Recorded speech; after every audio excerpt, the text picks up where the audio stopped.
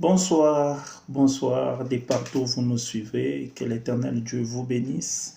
Nous sommes arrivés dans notre thème, dans notre programme et dans notre programme Atelier de perfectionnement. Nous sommes ateliers de perfectionnement, l'endroit qui perfectionne votre capacité spirituelle, l'endroit qui vous édifie, qui sont en train de vous former jusqu'au point d'être aux statures parfaites du Christ. Que Dieu vous bénisse abondamment. Aujourd'hui, le 30 avril, nous parlons sur le pouvoir spirituel de la langue. Le pouvoir spirituel de la langue.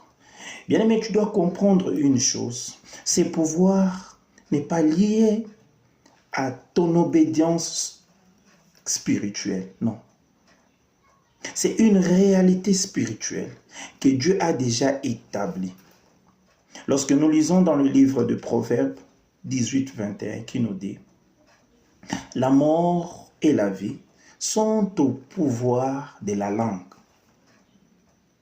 La mort et la vie sont au pouvoir de la langue. Quiconque l'aime mangera des fruits. Écoutez, ça n'est pas un problème d'être chrétien ou pas.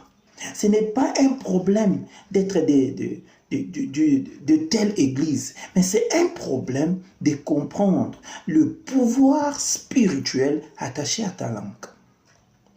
Tant que tu peux être chrétien, né de nouveau, mais si tu ne comprends pas, si tu n'as pas la réalité spirituelle du pouvoir de la langue, ta langue sera qu'une langue qui parlote. Mais tu n'auras pas de poids spirituel. Mais tes paroles n'auront pas de poids spirituel. Écoute, je vais te dire une chose. Il y a des gens qui n'étaient même pas chrétiens.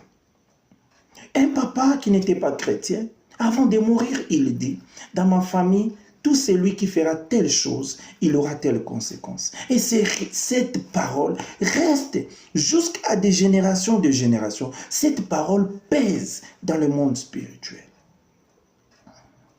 J'aimerais qu'au début de ce mois d'avril, que tu puisses réaliser et que tu comprennes quel est le pouvoir attaché à ta personne sur ta langue. Que l'Éternel Dieu nous bénisse. Nous ne sommes pas chrétiens de vivre dans un monde des illusions. Tu dois apprendre à exercer le pouvoir spirituel de ta langue. Le plus grand problème, c'est